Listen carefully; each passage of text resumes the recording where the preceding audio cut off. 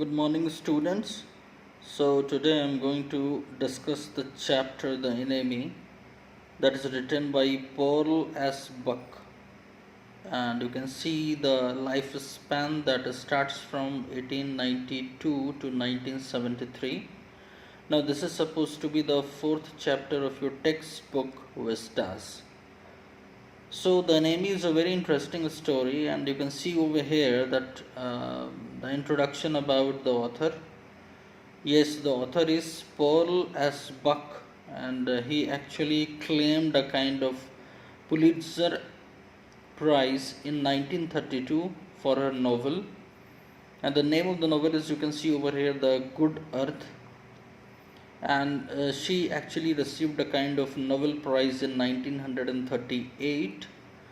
And basically, she was having a kind of humanitarian effort to protect Asian Americans against intolerance by increasing awareness.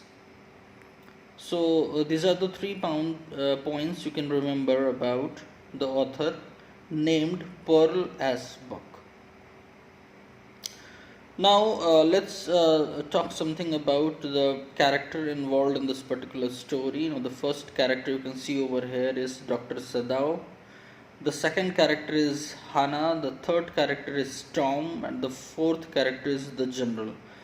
Now, let's talk something about the protagonist of this particular story, Dr. Sadao. So, about Dr. Sadao, what you can say that he is a kind of accomplished surgeon, belongs to Japan, and who resolves successfully the, you can say, the conflict between his patriotic duty and his duty to save the life of the people. So this is all about Dr. Sadao. Now the second character over here is Hannah. Now Hannah is Sadao's wife who helps her husband in operating on American despite her physical discomfort, you can say. And the third character involved in this is Tom. Now, who is Tom? Now, Tom is a kind of American, and he is a typical American soldier, thinking that most Japanese are cruel and not humane. And the fourth character you can see over here, the General.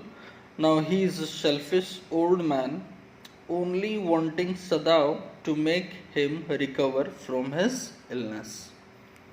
So you can say these are the four characters involved in this. So now let's talk something about the chapter sketch, the settings of this particular chapter. So about settings,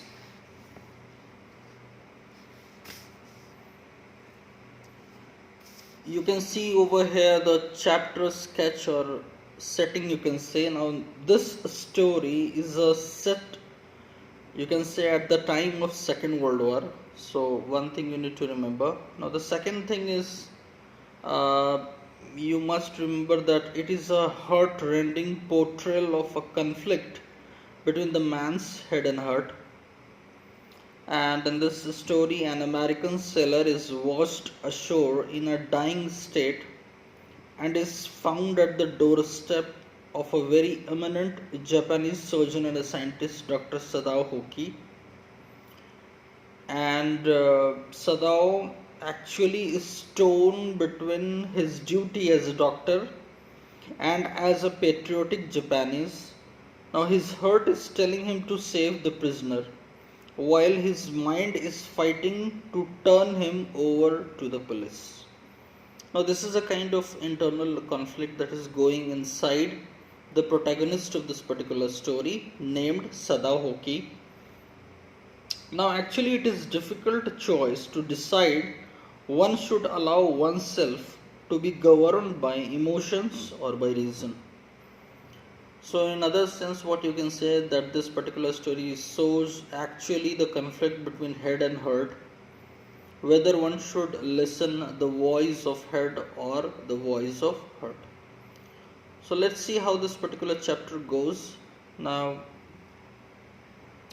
I have divided this particular chapter into 8 parts. The first part you need to know that what is the kind of relationship between Sadao Hoki and his traditional father. So, how exactly the life of Sadao Hoki begins, and what was the situation when he was in his childhood phase.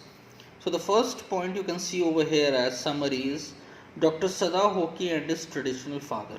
So, in this particular point, I'll be talking about the relation between Dr. Sadao Hoki and his traditional father. Now, what you need to remember in this particular point is, so Dr. Sadao Hoki was a Japanese surgeon, as said earlier, and you can say he's a kind of accomplished scientist, lived in a house on the Japanese coast. If you can about the house, yes, the house was set upon the rocks above the narrow beach surrounded by a pine tree. As a child, Sadao used to climb these trees. He often visited South Sea Island with his father. His father believed that the island was stepping stones to Japan's future to gain perfection. And Sadao education was his chief concern. He even sent Sadao to America to complete his studies. Sadao's father actually inculcated in him the values for patriotism and you can say national loyalty when the latter was quite young, and Sadao had always cherished these great virtues, you can say. And the Second World War started, but Sadao was not sent with the troops because he was about to make a discovery which would render wounds entirely clean. Also, the general who was old was being treated by Sadao and he might require an operation anytime. So, this is a kind of a small content you can say as far as the first point is concerned. Now the second point over here is that Sadao met Hana, and who is Hana? Hana is supposed to be the wife of Sadao Hoki.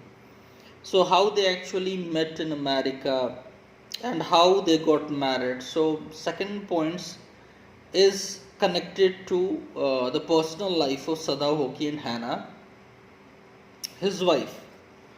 So let's talk something about the second point written over here as Sadao met Hana in America, waited for his father's consent to marry her. So Sadao had met Hana in America, as the point says, but he had waited until he was sure that she was a Japanese before deciding to marry her. Now his father would never have approved of her otherwise. Sadao recalled that his meeting with Hana was an accident. Sadao lived in Professor Hurley's house and had almost not gone to the professor's house that night where he met Hana, a new student. Now, after Sadao and Hana had finished their studies, they came home to Japan. Now, the marriage was solemnized in a traditional Japanese way according to his father's wishes, and they were a happy couple, you can say. So, marriage that took place between Sadao Hoki and Hana. Now, the third point says the prisoner is washed ashore. So, how actually the story starts as, the topic is the prisoner is washed ashore. So, what exactly happened with the American prisoner? So, what experiences experienced by these two couples one night was like one night. What happens is Sadao and Hana were enjoying the view of sea from their veranda, and when they saw something black coming out of the mist, and it was a man. He staggered a few steps, and then the mist hid him again. Now, when they saw him again, he was crawling like, and Sadao thought that he was a fisherman washed ashore from his boat. Now, after that, what happens is the surf beyond the beach was spiked with rocks. The man might be badly hurt. They found the man wounded. Hannah realized that it was a white man. The fellow was young and unconscious. So, this is a kind of the man they met one night, and the man was bleeding profusely. You can say Sadao saw a bullet wound had reopened. Sadao packed the wound with sea moss. The man moaned with pain. He was experiencing a kind of pain, but he did not awaken. Sadao wanted to throw the man back into the sea, as he had now realized that he was an American prisoner of the war. So this is the first thing that came in Sadao Hoki's mind, that he wants to throw the man back into the sea. The first thing that came in Sadao's Hoki mind, and he had now realized that he was an American prisoner of war. Now Hannah also agreed. Now Sadao knew that giving shelter to an enemy would get them into trouble. Now that was quite obvious in that particular situation. Now he was torn between his moral duty as a doctor, which urged him to save the dying man. So this is a kind of a profession of a doctor, that whenever he sees someone is dying, so the first duty of the doctor is to save his life. And his national duty, which required handing him over to the army as a patriot. So there is a struggle between the head and the voice of head and the heart, that I did tell you earlier. Now both Hannah and Sadao finally decided to take the man home, and he was in need of urgent medical attention. So these are the points you need to remember, and in my next video I'll be discussing about rest 5 topics. Thank you.